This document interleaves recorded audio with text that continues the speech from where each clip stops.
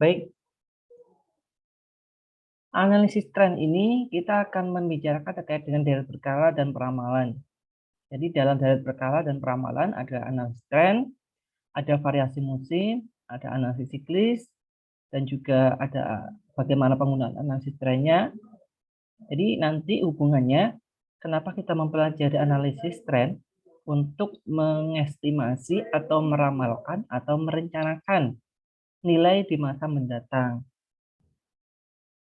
Jadi, data deret berkala adalah sekumpulan data yang dicatat dalam satu periode tertentu. Time series, jadi kan ada jenis data, data yang time series atau deret berkala, ada yang cross section, atau ada juga data dan data panel, ada 3, cross section, time series, dan data panel. Yang kita bahas adalah time series atau data deret. Data deret maksudnya adalah data yang terkumpul pada beberapa periode waktu. Contohnya, harga saham perbankan tahun 2001 sampai 2020. Itu namanya data deret per tahun. Manfaat analisis data berkala adalah mengetahui kondisi masa mendatang atau meramalkan kondisi mendatang. Jadi dari data historis atau data lampau, kita akan menggunakan untuk mengestimasi atau pendekatan dalam mengestimasi nilai yang akan datang dalam jangka pendek kurang dari 1 tahun atau jangka panjang lebih dari 3 tahun. Peramalan kondisi mendatang bermanfaat untuk perencanaan produksi, pemasaran, keuangan, dan bidang lainnya. Jadi kalau pemasaran, kalau kita merencanakan itu sangat penting. Nah, dalam komponen data perkala itu, tren, variasi musim, variasi siklus, dan variasi yang tidak tetap atau random. Tapi yang kita fokus adalah yang satu saja, yaitu analisis tren. Analisa rangkaian waktu, time series analysis secara umum, variasi data rangkaian dibedakan menjadi 4 komponen. Yang pertama, tren jangka panjang atau tren sekuler atau disebut tren adalah suatu garis atau tren yang menunjukkan gerakan data dalam jangka waktu panjang, biasanya tiap tahun, yang menunjukkan arah perkembangan secara umum. Jadi kalau teman-teman lihat bahwasanya contohnya data statistik ya, BPS, Badan Pusat Statistik, data kependudukan. Jadi setiap tahun itu kan pasti dirilis. Itu tahunan, jadi ada tren. Trennya naik atau turun. Nah, kalau kita lihat suatu gerakan kecenderungan naik atau turun dalam jangka panjang yang diperoleh dari rata-rata perubahan dari waktu ke waktu dan nilainya cukup rata atau smooth. Jadi kalau kita lihat yang kiri dan kanan, yang kiri itu naik berarti trennya positif, yang kanan menurun maka trennya negatif. Nah, persamaannya, nah ini yang membedakan nanti Y sama dengan A plus BX, Y sama dengan A min BX. Jadi trennya akan menentukan positif negatifnya dan juga bentuk persamaan.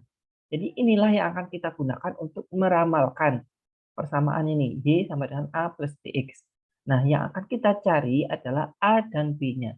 Jadi nilai A dan B itu yang akan kita cari. Dalam metode analisis tren, ada 4 metode.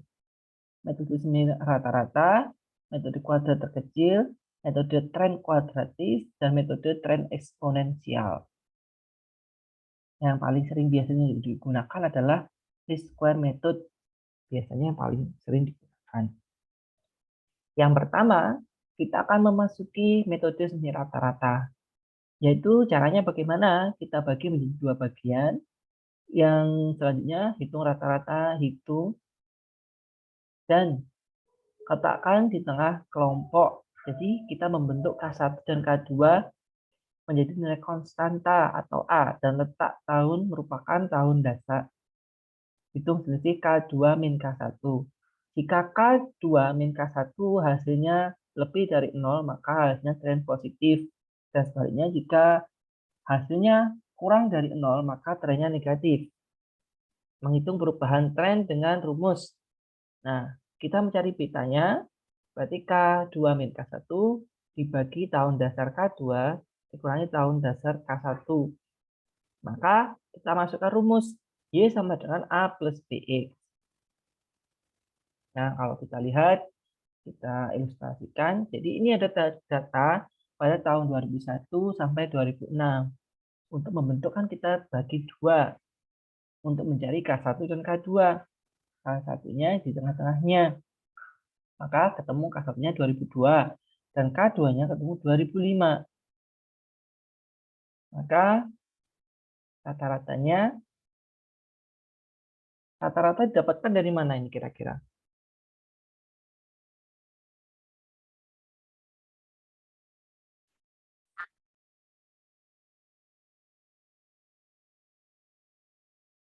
Ada yang tahu? Dapatnya dari mana?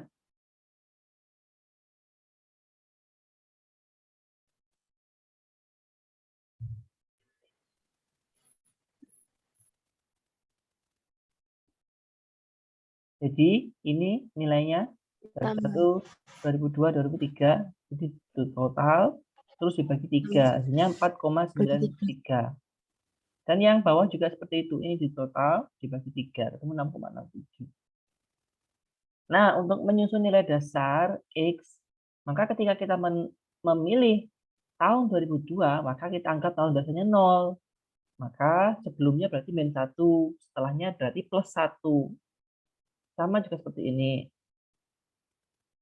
Kalau kita tahun dasarnya 2002 loh ya.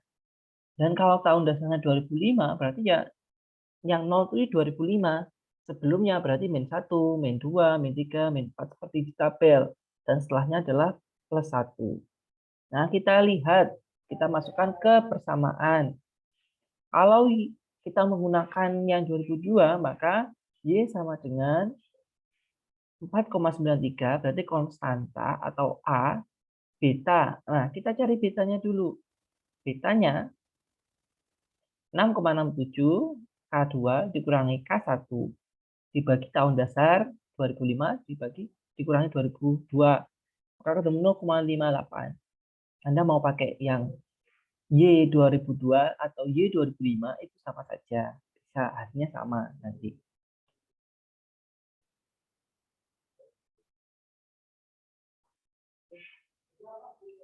Untuk data ganjil, data tahun tengah dapat dihilangkan atau dihitung 2 kali. Nah, ini kan genap 1, 2, 3, 4, 5, 6. Kalau ganjil, misalkan ada 1, 2, 3, 4, 5, 6, 7, maka yang data tahun tengahnya dipilih atau dihilangkan atau dihitung 2 kali. Jadi bisa menggunakan yang tengahnya. Kalau misalkan ganjil. Yang tengah ini dihilangkan. Maksudnya yang ini dihilangkan, bisa dihilangkan. Atau bisa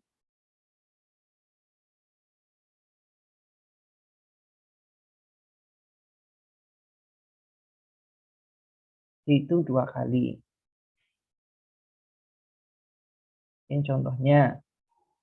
Ini kan 1, 2, 3, 4, 5, 6, 7, 8, 9. 9. Hitung 2 kali, maksudnya berarti 2004-nya ada 2. Maksudnya seperti itu. Untuk caranya masih sama dengan yang tadi. Cuman yang tadi jumlahnya itu genap, kalau yang ini ganjil. Nah, bisa dihilangkan, 2004-nya dihilangkan, atau bisa dibuat 2 kali seperti ini. Nah, Pak, mana yang kita gunakan untuk estimasi? Ya ini. Maka kalau misalkan teman-teman mau mencari misalkan Y tahun 2009, berarti nanti 4,93 plus 0,58 kali 9. Berapa artinya itu?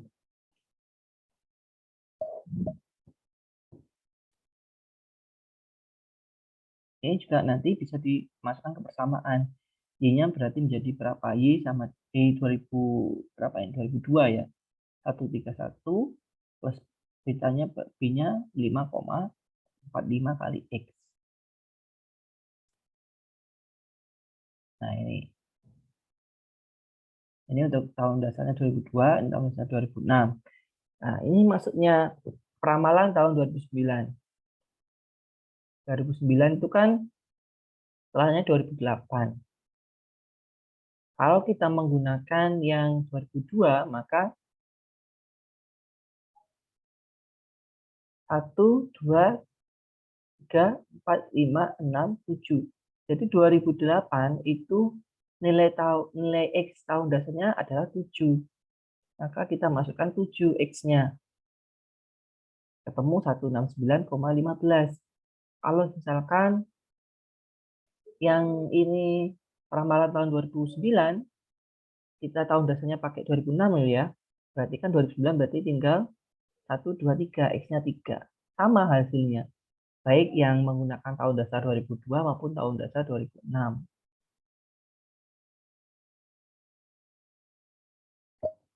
Yang kedua, ada metode kuadrat terkecil. Menentukan garis tren yang mempunyai jumlah terkecil dari kuadrat selisih data asli dengan data pada garis trennya. Jadi trennya bagaimana? Mempunyai jumlah terkecil dari kuadrat selisih data asli. Y sama dengan A plus BX. Maka kita cari A-nya dan kita cari B. Jadi ini hanya berbeda bagaimana cara kita mencari A dan B-nya. Kalau ini menggunakan rumus A sama dengan Y bagi N. Kalau B, A konstanta, B beta sama dengan sigma X kali Y dibagi X kuadrat. Ini contoh ilustrasi grafik yang menggunakan tren. Contohnya, berarti nanti kalau kita tahunnya berapa? 2002 sampai 2006, pelanggannya berapa? Total pelanggannya 30,6. Tahunnya, kalau misalkan kita menggunakan tahun dasarnya 2004, maka ya tahun X-nya yang 2004 0. Sebelumnya min, setelahnya positif. Kita kalikan Y kali X dulu berapa? Maka sigma kita kali 5,5. Dan X kuadrat berarti yang ini. Totalnya 10. Nah, kita cari A-nya. A-nya ketemu 6,12. Betanya ketemu 0,50. Maka persamaan trennya Y sama dengan A plus BX. A-nya 6,12 plus 0,50X. Kalau misalkan teman-teman mau mencari jumlah pelanggan tahun 2008, kira-kira nilainya berapa?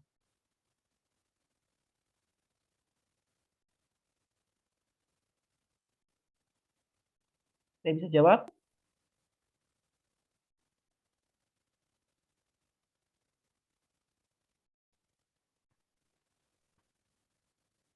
Siapa yang bisa jawab? Gampang ini. Tinggal masukkan aja tadi, kan sudah dicontohkan. Kalau kita mencari pelanggan pada tahun 2008, berapa jumlahnya?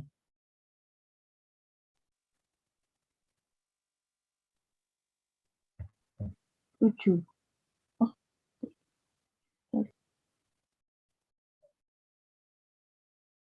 Cari nilai X-nya. Yang pertama cari nilai X-nya. Berapa nilai X-nya? Nilai X-nya berapa? 7 apa, Pak? Nilai X-nya berapa dulu?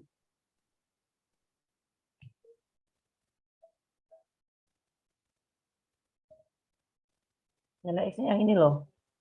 Berapa? 2008 nilai X-nya berapa?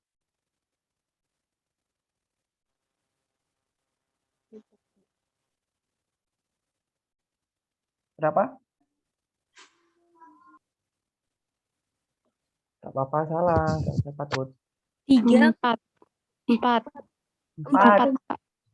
X-nya 4.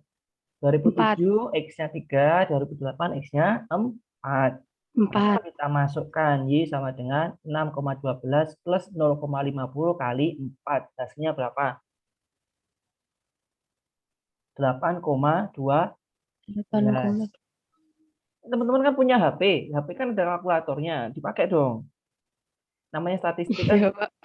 Namanya statistik itu kalau dulu saya wajib bawa kalkulator kalau kuliah dulu itu. Kalau sekarang kan tinggal download di Play Store kalkulator saintifik itu lengkap, itu ada sin, cos, tangen, len. Baik, jadi jumlah pelanggan tahun 2008 adalah 8,12. Maksud peramalan itu seperti itu. Kita menggunakan persamaan dan data sebelumnya untuk mencari. Ini buat latihan teman-teman. Silakan dicari nanti. Ini sudah ada jawabannya. Yang ketiga ada analisis tren, metode kuadratis. Untuk jangka waktu pendek, kemungkinan tren tidak bersifat linear. Metode kuadratis adalah contoh metode non-linear. Jadi yang dua di depan tadi, yang 1, 2 itu yang linear, yang ini non-linear. Bedanya linear dan non-linear apa?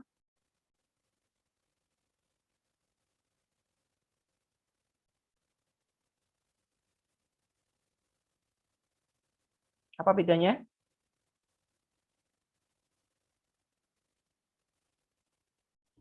Linear dan non-linear.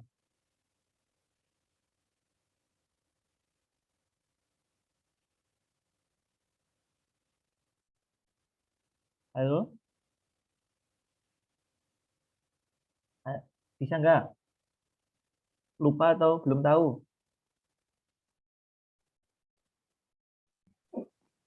Nggak tahu, Pak. Baik. Kalau yang linear berarti ya masih pangkat 0. Y sama dengan A plus BX. Kalau pangkat 1, pangkat 2 itu termasuk non-linear. Y sama dengan A plus BX plus CX kuadrat. Berarti non-linear karena berpangkat lebih dari 1. Ini yang kuadratis. Jadi sampai berbeda fungsi persamaannya berbeda. Berarti kita harus cari nilai A, nilai B, dan nilai C untuk mencari peramalannya. A rumusnya ini panjang, B rumusnya ini, dan C rumusnya yang ini, yang bawah. Jadi kita cari A, B, dan C nilainya. Ini dari sini ketemu nilai A, B, C sesuai dengan rumus dan data ini tadi. Jadi nanti cari X kali Y-nya, X kuadratnya, X kuadrat kali Y, X pangkat 4. Nanti dimasukkan rumus. Maka ketemu A sama dengan 1,137,38, B-nya 7,14, C-nya ketemu 1,69. Maka tinggal masukkan rumus. Maka kalau misalkan mau mencari penjualan tahun 2010 itu kita Y sama dengan A plus BX plus C kuadrat, A plus BX plus CX kuadrat. A, B, C, masukkan ini.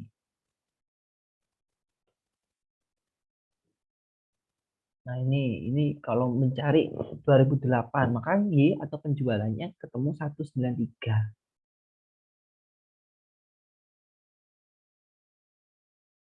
Yang keempat ada tren eksponensial. Persamaan eksponensial dinyatakan dalam bentuk variabel waktu X dinyatakan sebagai pangkat. Untuk mencari nilai A dan B dari data Y dan X digunakan rumus sebagai berikut. Jadi persamaannya berbeda, non-linear juga. Y sama dengan A kali 1 plus B pangkat X. Nah, untuk mencari B, kita menggunakan rumus len Y sama dengan len A plus X len 1 plus B. Nah, karena dibalik, maka menjadi anti-len. Itu nanti kalau bisanya langsung diklik len, berarti diklik shift dulu, baru diklik len. Bisa seperti itu, anti-len. Jadi tetap sama, kita cari A dan B dulu, baru kita masukkan persamaan. Ini contohnya.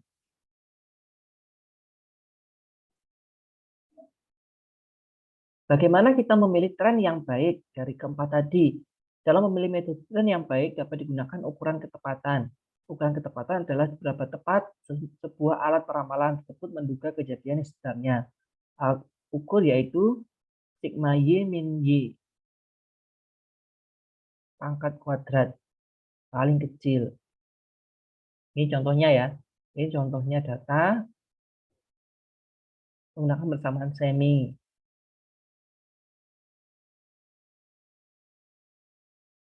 Ketemu ini perhitungannya, ketemu fungsi persamaannya. Yang menggunakan persamaan kedua ketemu persamaannya seperti ini. Yang ketiga menggunakan metode kuadratis ketemu persamaannya yang atas ini. Yang keempat menggunakan eksponensial ketemu seperti ini. Maka kita akan bandingkan metode yang paling bagus itu menggunakan yang mana. Maka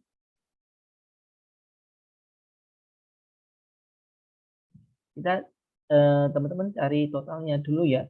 Yang ini Y min Y kuadratkan.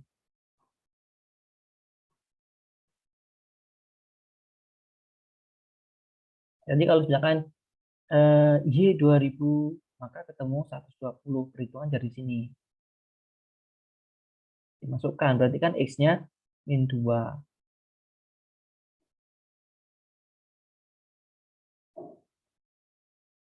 Nah, dari kesemuanya yang dicari adalah yang terkecil. Dari semuanya yang terkecil adalah kuadratis. Maka metode yang paling bagus adalah fungsi persamaan tren kuadratis. Metode kuadratis yang lebih kecil. Jadi metode yang cocok untuk meramalkan penjualan adalah metode kuadratis. Kenapa? Karena semakin kecil maka tingkat errornya atau kevalitannya semakin tinggi. Jadi tingkat errornya kecil, maka kevalitannya tinggi. Baik, itu saja yang dapat saya sampaikan terkait dengan metode tren dalam grade berkala. Jika ada pertanyaan, bisa disampaikan, silakan.